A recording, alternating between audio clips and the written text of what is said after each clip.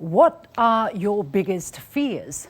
Dubbed the Davos of Defense, the Munich Security Conference, or MSC, which focuses on global security and governance, just wrapped up on Sunday and have released very divergent answers from G7 citizens and those from emerging economies. The annual report published ahead of this year's MSC warned of quote-unquote lose-lose dynamics amid growing geopolitical tensions and rising economic uncertainty.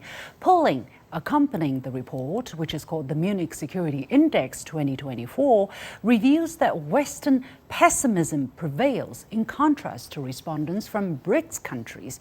So what are the differences in the perception of security risks between G7 and emerging countries? Why is G7 so insecure compared to the BRICS? Has the world entered a new era marked by zero-sum thinking? I'm pleased to be joined from Munich in the middle of the night by Mr. Wang Huiyao, founder and president of the think tank Center for China and Globalization, or CCG, and from Washington, D.C. by Klaus Larres, professor of history and international affairs at the University of North Carolina, Chapel Hill. Gentlemen, welcome to The Point. So a quick note on what the index is all about. It's a survey of 32 perceived risks in 12 countries, including G7 developed countries, 4 BRICS countries excluding Russia, and Ukraine. In each country, a total of 1,000 samples are collected to give a rough idea of the perception of risks among citizens. Now, the survey only started in 2022, but compared with the last index, the latest findings suggest geopolitical risks such as Russia, the use of nuclear or biological weapons, declined in importance for G7 citizens, while the so-called radical Islamic terrorism, Iran, and autonomous robots and AI shot up in their ranking, not necessarily making into the top security risks, but the ranking went up significantly for these 3 factors. So I want to go to Mr. Wang in Munich first. Why do you think these factors have shot up considerably in contrast to the elements, the factors associated with the war in Ukraine? Yes, this year Munich Security Conference actually issued this a report, lose-lose, which is quite important report to release because it has released at the beginning of the conference. I think the sentiment and also the general feeling of what had happened past year has really impacted this kind of feeling. I think first because of we are uncertain, we're still lingering in the Russian-Ukraine conflict, and now we added the Palestinian-Israel conflict in Gaza, which is still unwinding and in front of the living rooms of every global family. That's probably quite put quite a bit shock to all the families and all the citizens in every country to see that the conflict continues. Of course, that also spread over to Red Sea that blocked the transportation in the ocean. So. Furthermore, I mean, the world also, the country is still recovering from pandemic, from slow economy, like in Germany. I mean, the GDP growth is very, very low, and then people felt that they have been affected. And so, on the other hand, I think the BRICS countries expanded. For example, last year the BRICS country doubled, and also China also achieved the 5.2 GDP growth last year, and also recover quickly from pandemic. So I think there's a lot of contrast, but also in general people worry about that, and so there's the other non-traditional security issues, climate change. Also, we had a devastating year of the climate change, and also AI and digital, cyber, food security, energy security. All those contribute to those risk factors that people worry about. Of course, some of these are understandable, but it is my curiosity is that, and I want to ask this question to Professor Larres, why Iran? And we're talking about G7 countries. We're not talking about countries in the Middle Eastern region, you know, the traditional enemies or rivals of Iran. That would be understandable that they see Iran as an imminent risk, whereas we're talking about the G7 country, and they seem to all of a sudden, instead of Russia right now is not the number one, but it seems that Iran has been perceived to pose a very big threat to people in G7. How come is that? Yeah, first of all, it's not clear how reliable these figures really are. They are based on opinion surveys, and the opinion surveys are never that reliable. But if we take them for true and fairly correct, then I think the simple answer to your question, why are Russia and Iran at the top of the list for G7 countries, is really geography. Russia not anymore. Russia not anymore, but Iran shot up. That's what I'm saying, sure, yeah. Yeah, but it's still geography. Iran is not that far from Eastern and Western Europe. And of course, the Gaza war has brought home to us all how influential Iran is in the Middle East. Iran is a close ally of Hamas. They finance Hamas. They finance Hezbollah in Lebanon. They finance terrorist movements in Iraq and Syria. And of course, there is still that unresolved nuclear program by Iran. Are they developing an atomic bomb, or are they not? And all these factors are worrying. And I think people in Western and Eastern Europe, are really worried about Iran, and that was brought home to them by the war in Gaza and all the circumstances which have gone with it.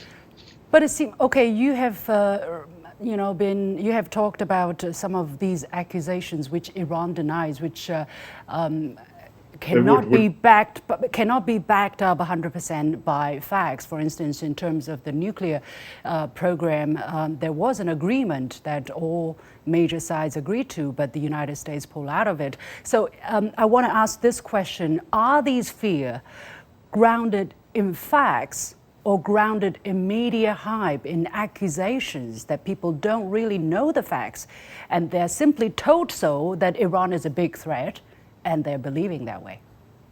Regarding the nuclear program, we don't really know what they intend to do. So far, they haven't developed a nuclear missile. If they still want to do so, we don't know. So basically, people are being led by public opinion and those who are producing these kind of suspicions. Is that what you're saying? No, there is a likelihood that Iran wants to develop a nuclear weapon, but we don't know. Regarding the financing of Hamas, it is clear that Iran finances Hamas and has done so for many years. That is a matter of fact. The same applies to Hezbollah and Lebanon. We know the role of Iran in support of these terrorist movements, also in Syria and Iraq. How effective their support is, of course, we don't know for sure. And Iran itself says that it has distanced itself from Hamas and from that terrible attack on Israeli citizens on the 7th of October.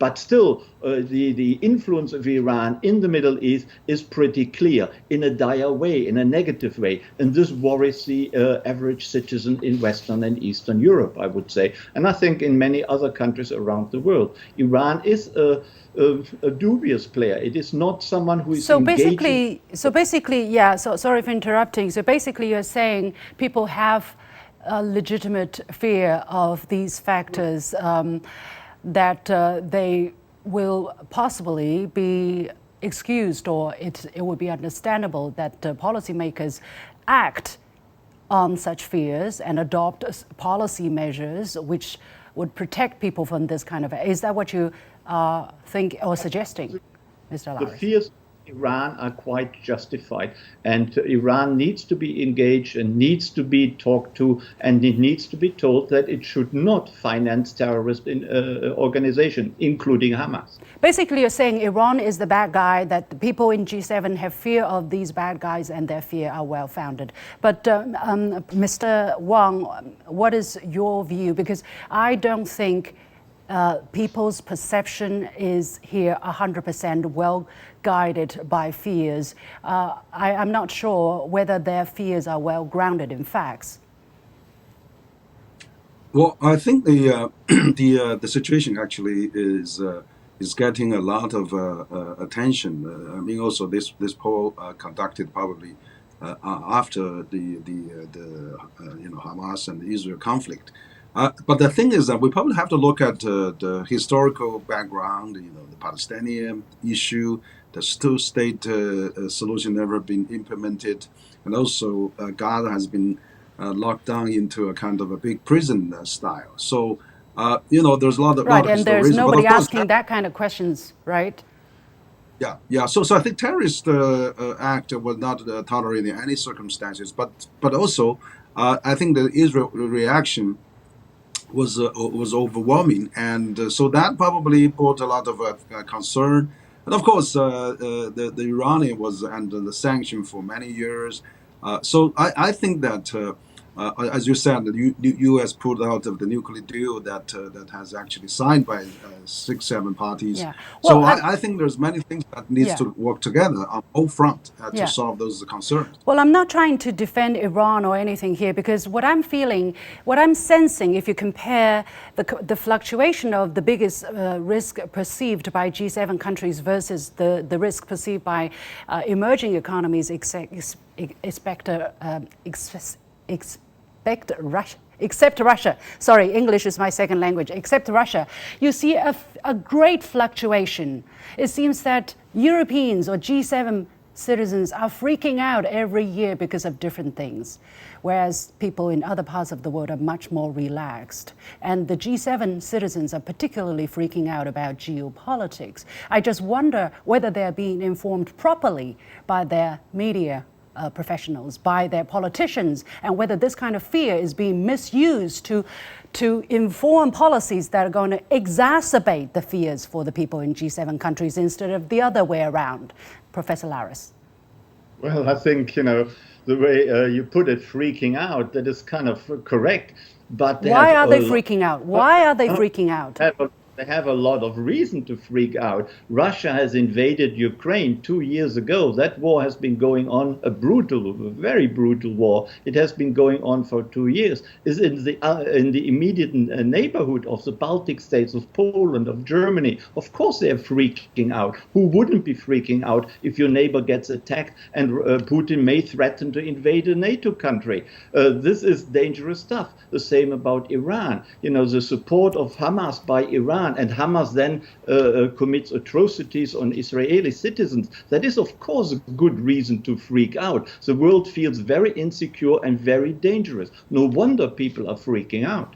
The thing is, the question I'm asking, is it the right direction to go to say, okay, there are these insecurities, so we have to beef up our security spending, our military spending, because this is where I'm seeing a lot of calls are being made for, greater resources to be put in to address this kind of insecurity, which will then exacerbate the problem. Mr. Wang, what is your understanding here? That's true. I think that the like in the Munich Security Conference last 3 days, we felt there's a big mistrust issue there. That's why they called lose-lose, because if we do not really dialogue and have communications and understandings, if we continue this kind of the surprises we're seeing everywhere, that's really will make people worry about the future, and then that's probably reflected in this survey. But of course, whether that there's some other issues that historically hasn't been resolved, or there's a lot of background issue hasn't been talked about. Those are probably we need to take into overall picture on that. So I think particularly for Mr. Wang Yi actually speech at the Munich stands out to be China would be a stabilizing forces, inject a lot of positive forces, being a big country that can promote peace and stop the war that China is greatly expecting now with its influence and impact. So this is really a good actually message I think for Mr. Wang has been delivering and has been very well received. I think that we do not need fear. We need a lot of understanding, dialogue, and communication, visits. For instance, Wang Yi has met a number of counterparts at Munich, which is great. I mean, we need that. And also, I think the G7 countries shouldn't really worry or making policy based on some of those substantial fears. But we need to really taking an overall picture, but also at the same time addressing all those issues united through the United Nations, through the National Security Council. In one word, Mr. Wang, do you think the discussion, the kind of insights that are being shared that may influence policy coming out of Munich, are they on the right path? Because if you're talking about fears and you're trying to address these fears in a short-term perspective, you may end up in a catch-22 situation. The more you invest in military spending instead of in building trust, in cooperating, in reaching out, the more insecure you're going to end up. Absolutely, that's what I spoke about at Munich. I said, the whole world is driving up the military budget. I mean, all the NATO countries are aiming at 2% of GDP now, and that's enormous increase. And then if everybody drive up the military budget and then reduce the development budget, the green budget, the world is getting more conflict, getting more bad, and then that leads to more escalation of the military exercise. Well, I hope these fears, unfounded or founded, will not be used to inform the kind of dangerous policies which will make people in the G7 countries even less secure about their future. Many thanks to my guests Wang Huiyao and Klaus Larres.